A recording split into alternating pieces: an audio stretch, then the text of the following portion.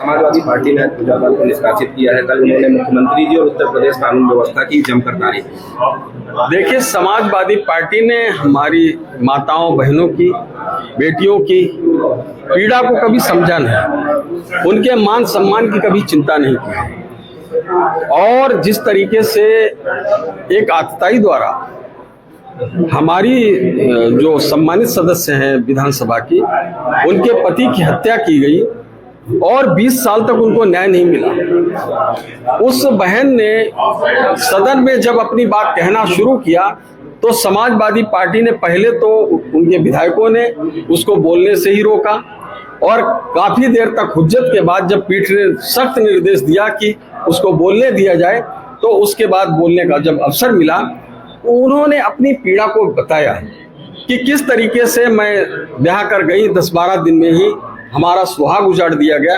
तो जिस तरह से उनको जो पीड़ा हुई है उसको सदन में उन्होंने व्यक्त किया और उसके बाद जो 20 साल तक न्याय नहीं मिला उस पीड़ा को व्यक्त किया। उसके बाद जब रिलीफ मिली उनको कि माननीय मुख्यमंत्री योगी आदित्यनाथ जी ने के जो कानून व्यवस्था के नाते हमको जो राहत मिली है, जो उस आतताई का अंत हुआ है, उसको मिट्टी में मिलाने का काम हुआ है, तो जो संतुष्टि मिली है उसको उन्होंने उस भाव को भी वहां पर सदन व्यक्त किया है। मुझे लगता है कि समाजवादी पार्टी को बहुत इसको पॉजिटिव तरीके से लेना चाहिए। एक महिला के साथ जो उनके समाजवादी पार्टी की विधायक है माननीय, और उसके साथ ऐसा व्यवहार वो कर सकते हैं, तो बाकी बहन बेटियों के साथ कैसा व्यवहार होगा, इस संवेदनहीनता का निम्नतम स्तर है। समाजवादी पार्टी को इस पर विचार करना चाहिए। दुर्भाग्यपूर्ण उनका निर्णय है। मुख्यमंत्री जी ने एक बात और भी सदन में कही है कि गौ माता का श्राप लगेगा समाजवादी पार्टी को, 27 में भी आ नहीं पाएंगे, उनकी सरकार में थाने में जाती है। देखिए, ऐसा है कि वो कई बार इस प्रकार की बातें करते रहे समाजवादी पार्टी के लोग, तो उन्होंने इस प्रकार से बात कही है और इसका कोई बहुत मतलब नहीं है, लेकिन निश्चित रूप से गौ माता का श्राप उनको लग रहा है। धन्यवाद। हम लोग के पक्ष में मतदान भी किया था, तभी से ही ये तय हो गया था कि समाजवादी पार्टी से उनकी विचारधारा नहीं मिलती है। और कल सदन में उन्होंने जो विजन डॉक्यूमेंट पे चर्चा हो रही थी, उस विजन डॉक्यूमेंट पे अपनी सकारात्मक सोच को भी उन्होंने प्रदर्शित किया। और क्योंकि वो सकारात्मक दिशा की ओर बढ़ रही हैं, चल पड़ी हैं, शायद यही कारण है कि समाजवादी पार्टी ने उनको निष्कासित कर दिया है। क्योंकि समाजवादी पार्टी की तो विचारधारा नकारात्मक है और जो भी सकारात्मक दिशा की ओर बढ़ेगा, समाजवादी पार्टी उसके साथ खड़ी नहीं हो सकती है। मंत्री जी, अभी मुख्यमंत्री जी सदन में बोल रहे थे कि वो गौ माता का दूध पिछली सरकार में इस्तेमाल किया जाता, फिर बूचड़ खाने में भेज दिया जाता है, उनको गौ माता का श्राप लगेगा। 27 में भी वो आ नहीं रही है सर। 27 में तो कोई सवाल ही नहीं है। विपक्ष को ये सपने देखने भी नहीं चाहिए।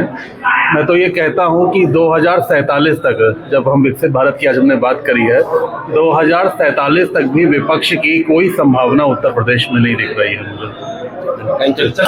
समाजवादी पार्टी के राष्ट्रीय अध्यक्ष माननीय अखिलेश यादव जी ने आज जो है पूजा पाल को निकाल दिया है और सभी विधायक राष्ट्रीय अध्यक्ष जी के निर्णय के साथ हैं।